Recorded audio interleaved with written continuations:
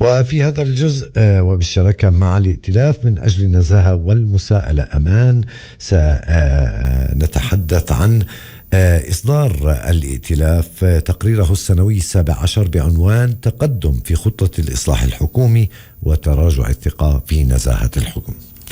ففي الوقت الذي يواجه فيه شعبنا الفلسطيني حرب إبادة جماعية استشهد فيها أكثر من 48 ألف إنسان في غزة ودمرت البنية التحتية بالكامل، تظهر الحاجة أكثر من أي وقت مضى إلى رص الصف الفلسطيني وإصلاح سياسي شامل يعيد بناء الثقة بين المواطن ومؤسسات الدولة.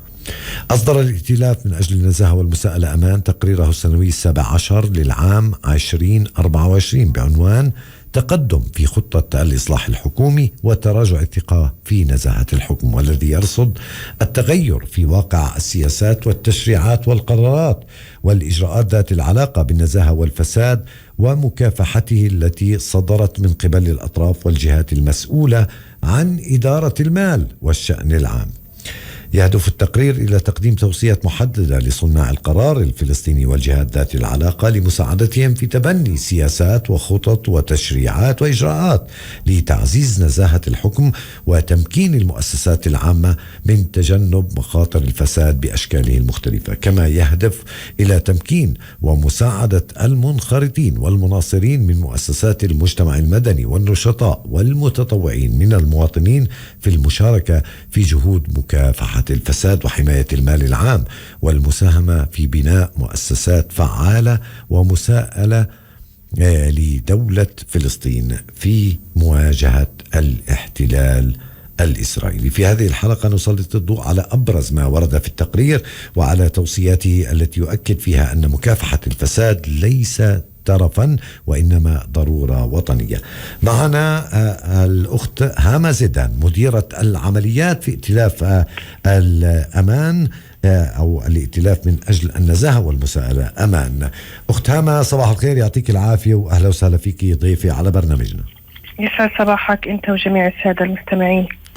يعني بالإشارة إلى ما سبق أخت هامة، يعني تقريركم السنوي أشار إلى وجود تقدم في تنفيذ أجندة الإصلاح الحكومي، ولكن هذه الأجندة تعاني من تحديات جمة. هل لك أن تحدثينا عن هذه التحديات؟ نعم، بداية اسمح لي أترحم على الشهداء وأتمنى الشفاء للجرحى والحرية للأسرى، وأتوجه إلى أهل غزة بكل عبارات الحب، وأتمنى أن ينتهي حرب التجويع القذرة اللي بشنها الاحتلال الإسرائيلي علينا، والحرب المسعورة اللي شاننها أيضا في الضفة الغربية في معظم المدن اللي موجودة. أتمنى أن هذا الكابوس ينتهي بالنصر إن شاء الله والحرية. اللهم آمين. فيما يخص تقريرنا السنوي للعام 2024 هو تقرير واقع النزاهة ومكافحة الفساد، نعم أشرنا أنه كان في هناك تقدم في أجندة الإصلاح الحكومية، ولكن هذا التقدم واجهته العديد من التحديات، وكان هذا واضح من خلال اللي بقرأ التقرير بشوف تفاصيل كثيرة سلطت الضوء عن هذا الموضوع. بداية لابد من الحديث أنه حكومة الدكتور محمد مصطفى، لأنه تقريرنا بيحكي عن 2024، جاءت هذه الحكومة في ظل ظروف صعبة جدا وتحديات جمة خلت موضوع الإصلاح أولوية، وبصراحة مجبرة كانت الحكومة على رفع شراع الإصلاح لسببين: الأول إعادة ثقة الجمهور في الأداء الحكومي، والثاني لأنه أصبح الإصلاح متطلب أساسي للمجتمع الدولي والدول المانحة التي تدعم موازنة السلطة الوطنية الفلسطينية. لذلك ظهر عندنا برنامج إصلاح حكومي، بالرغم من تحفظنا على أمان إنه كون هذا البرنامج تم إعداده من قبل الحكومة دون إشراك مؤسسات المجتمع المدني والقطاعات المختلفة، مما يعني إن البرنامج هذا هو عبارة عن برنامج إصلاح حكومي وليست خطة وطنية للإصلاح، وهناك فرق كبير بين الاثنين. إحنا بنشوف إنه الإصلاح الحقيقي بيحتاج خطة وطنية بشارك فيها جميع القطاعات، تنحط لها أجندة تنفيذ واضحة بمؤشرات بمسؤوليات، وبتم المحاسبة والمساءلة على تنفيذها. برنامج الإصلاح الحالي برنامج اجتهدت فيه الحكومة الحالية وبدأت في تنفيذه، وعندما بدأت في تنفيذه واجهت مجموعة من التحديات. كان أبرزها أول إشي أعلنت الحكومة عن خطة ترشيد وتقشف في النفقات، لتفاجأ بعد بدء تنفيذ عملية الإصلاح بقرارات صادرة عن الرئاسة تنافت مع مبدأ الترشيد والتقشف. كان منها مثلا القرار الخاص بمنح المكافآت والامتيازات للوزراء والمحافظين وأعضاء المجلس التشريعي ومن هم في رتبة وزير. جاء هذا القرار في الوقت اللي الحكومة كانت معلنة فيه إنها بدأت عملية التقشيف والترشد وتقليص عملية التعيينات من أجل خفض الموازنة الخاصة بهذه التفاصيل، لتفاجأ في قرار من الرئيس كان منافي لهذه الخطة ولهذا الإعلان. كمان أيضا واجهت الحكومة مشكلة لما حكت إنه إحنا راح نقلص التعيينات الموجودة، والموظف اللي بيطلع على التقاعد مش راح يتم يعني إحضار موظفين بداله، أيضا لتقليل فاتورة الرواتب. اللي نفاجأ في مجموعة من القرارات لتعيينات لوزراء كانوا في الحكومة السابقة تم تعيينهم بمناصب خاصة، كان مثلا وزير الخارجية السابق تم تعيينه كمستشار الرئيس للشؤون الدولية ومبعوثه الخاص، مع أنه في عنا وزير خارجية. وزير التنمية السابق تم تعيينه مدير مؤسسة تمكين، وهي المؤسسة اللي بتقوم في مهام مشابهة للمهام اللي بتقوم فيها وزارة التنمية الاجتماعية. وكأنه هناك أصبح حكومة خاصة داخل مكتب الرئيس موازية للحكومة الموجودة. فهذا كان من التحديات اللي واجهت الحكومة في موضوع التقشف والترشيد في النفقات العامة.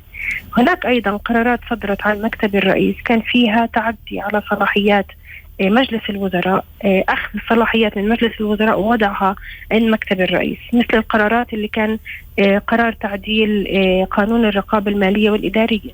أصبح تعيين هذا رئيس الديوان من قبل الرئيس دون التنسيب من مجلس الوزراء. أي أنظمة إدارية ومالية يتم وضعها من قبل الرئيس، ليس بمقترح من مجلس الوزراء. وأيضا تم تمديد مدة شهور، يعني مدة بقاء رئيس المجلس في موقعه كانت 7 سنين في القانون القديم غير قابلة للتجديد، أصبحت 5 سنين قابلة للتجديد. هذا بيعني إنه هذا بيعني إنه مؤسسة رقابية مهمة زي ديوان الرقابة لم تعد مؤسسة مستقلة عن السلطة التنفيذية، وهذا على الأكيد بضعف قدرتها على المحاسبة والمساءلة للسلطة التنفيذية. أكيد طبعا. طيب أخت هامة، يعني أنا بعرف إنه في حديث طويل في هذا الموضوع، بس بدنا نحاول صحيح. يعني نجمل كل المحاور اللي عندنا. يعني اللي حكيتيه هذا يمكن هو واحد من أسباب الفجوة بعدم الثقة ما بين المواطن ونظام الحكم. شو في أسباب تانية خلت هالفجوة لسه مستمرة بين يعني الناس فيش عندها ثقة بنظام الحكم صراحة القرارات اللي عم تصدر عن القرارات بالقانون اللي عم تصدر في المرحلة الحالية المواطن بحس من خلالها إنها بعيدة عن الواقع اللي بنعيشه. يعني إحنا لما نرصد قرارات بتعيينات وترقيات في مناصب عليا مختلفة في ظل أزمة مالية حقيقية بواجهها تحديدا الموظف العامل في القطاع العام، لما نرصد تدخل الرئيس في تفاصيل مفروض انها تكون من صلاحيات الحكومة، هذا بخلي غياب الثقة. لما نشوف انه المناصب العليا بيتم التعيين فيها، لا يتم الإعلان عن أي وظيفة، لا يوجد مبدأ لتكافؤ الفرص، بيتم التعيين بناء على التوجه السياسي ومدى قربها من النخبة السياسية، هذا كله بيأثر على ثقة المواطن في نظام الحكم. كمان التعديات اللي قاعدين بيواجهها المواطن الفلسطيني من قبل المواطنين وجيش الاحتلال أولا في الضفة الغربية، وعدم قدرة الأمن الفلسطيني الموجود على الحماية، هذا بضعف من الثقة في منظومة الحكم، ناهيك عن الوضع الكارثي اللي بيعيشه المواطن الفلسطيني في قطاع غزة، وعدم قدرة السلطة الفلسطينية من إحداث أي تغيير على أرض الواقع أو تقديم أي مساعدة على أرض الواقع بسبب الاحتلال. هذا كمان كله ساهم في إضعاف الثقة في النظام الحكم الفلسطيني. نعم. طب تقريركم يعني أشار إلى إعداد استراتيجية وطنية لتعزيز الحوكمة ومكافحة الفساد 2025-2030، يعني لمدة 5 سنوات، لكن تنفيذ هاي الاستراتيجية أكيد مش سهل، وأكيد في أمامه معيقات كتيرة وتحديات كتيرة. شو هاي التحديات وشو المطلوب عشان نقدر ننفذ مثل هيك سياسة أو استراتيجية؟ الاستراتيجية الوطنية لمكافحة الفساد صراحة تم إعدادها بالشراكة ما بين هيئة مكافحة الفساد والمؤسسات الحكومية الوزارية الغير وزارية ومؤسسات المجتمع المدني. واللي كان مختلف هاي المرة عند إعدادها إنه تم المصادقة عليها من قبل الحكومة الفلسطينية.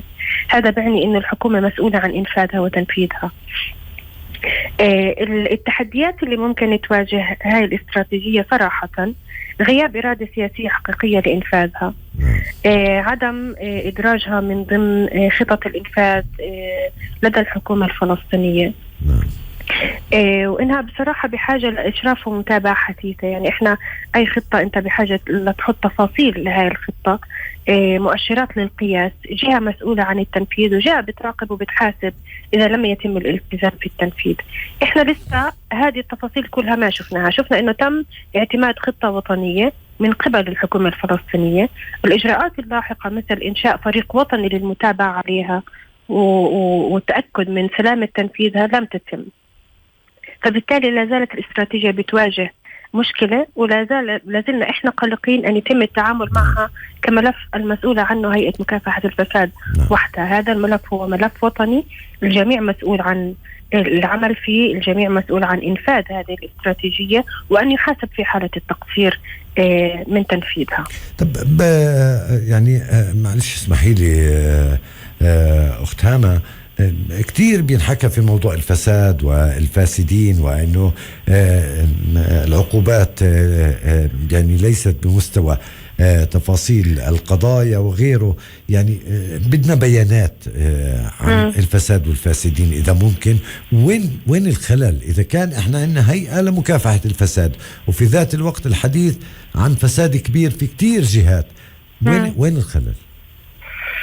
صراحة الأرقام بتحكي شوية، بتوضح لنا وين موجود خلل. يعني إحنا لما تستقبل هيئة مكافحة الفساد أعداد كبيرة من الشكاوى، 670 شكوى في 2024، 709 شكاوى في 2023، ولما يتم تحويل ملفات للنيابة العامة، ومن النيابة العامة أول إشي بالمرحلة الأولى مرحلة البحث والتقصي من قبل هيئة مكافحة الفساد بتاخذ وقت، يعني بتمش المتابعة على الشكاوى سريعا، فكل شكوى بحاجة لوقت للتقصي والمتابعة وكافة هاي التفاصيل.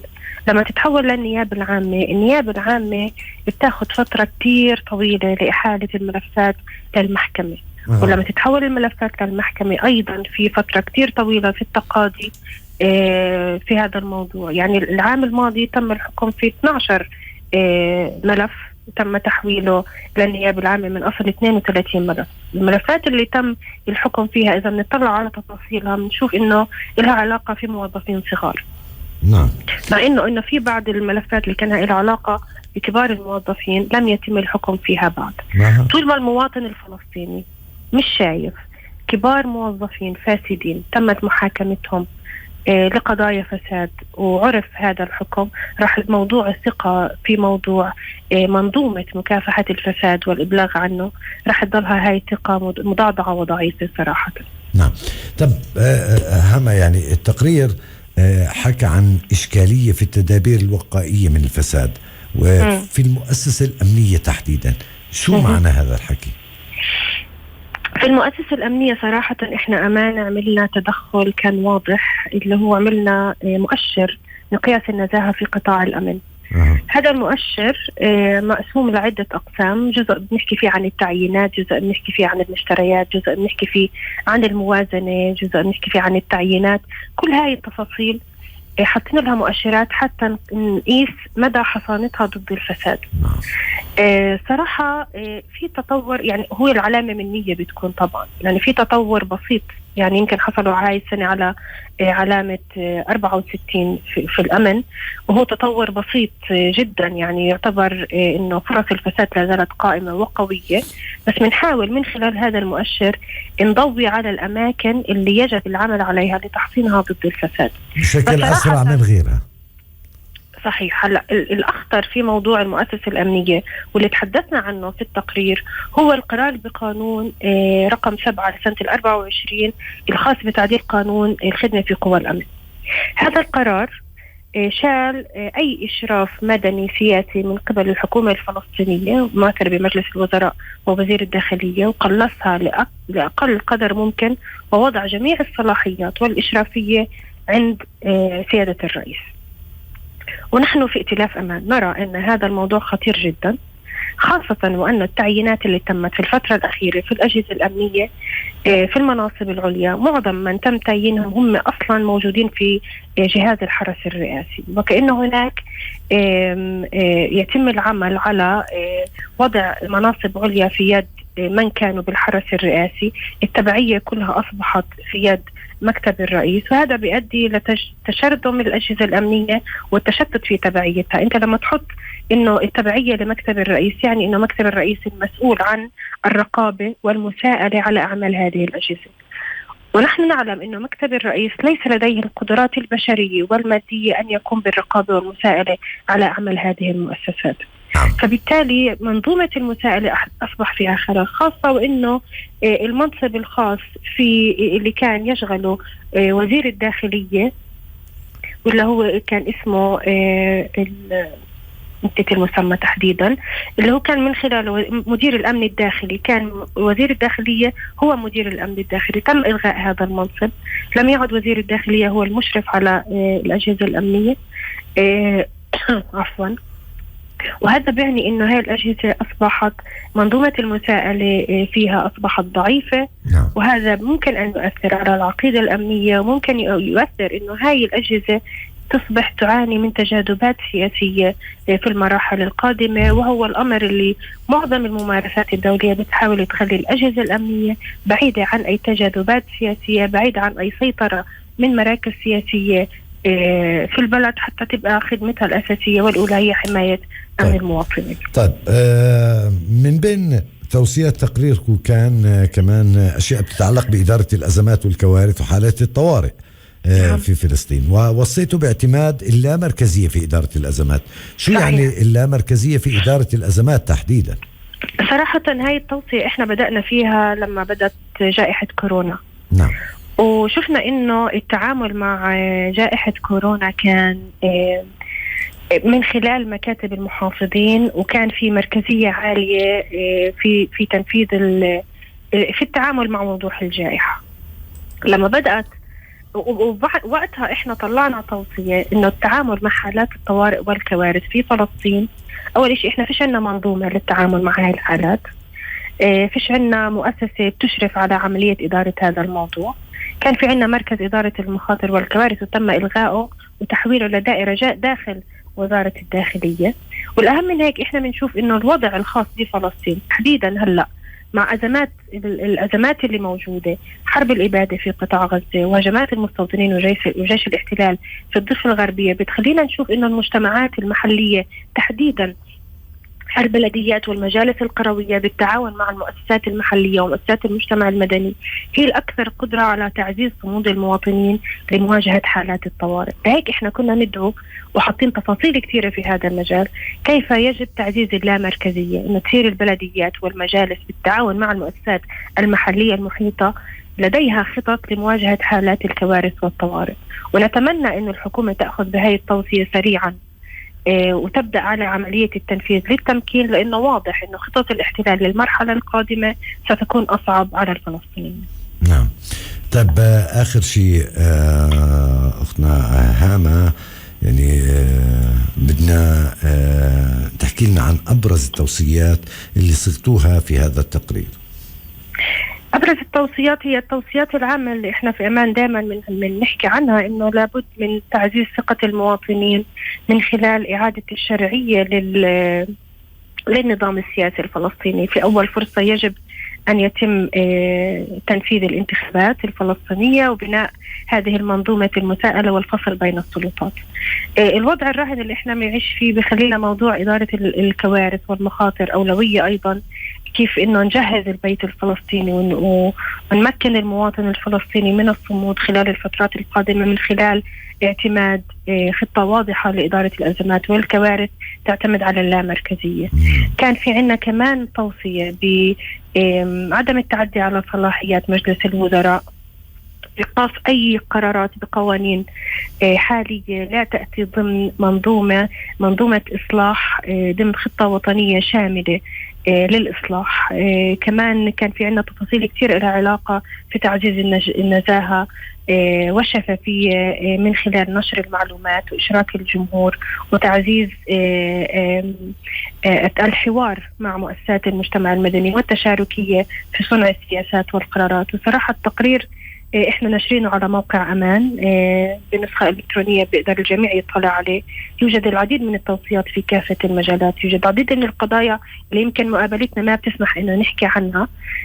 برجو من الجميع يطلع عليه، واحنا في ائتلاف امان جاهزين لاي استفسارات وتوضيحات حول توصية. نعم، أشكرك جزيل الشكر الأخت هامة زيدان، مديرة العمليات في الائتلاف من أجل النزاهة والمساءلة أمان.